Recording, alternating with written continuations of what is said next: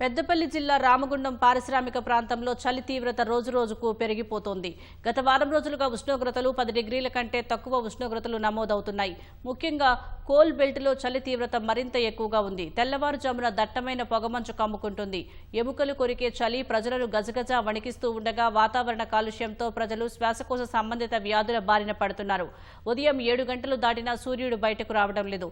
మంచుతో ఎదురుగా వచ్చే వాహనాలు కనబడకపోవడంతో వాహనదారులు అనేక ఇబ్బందులు పడుతున్నారు.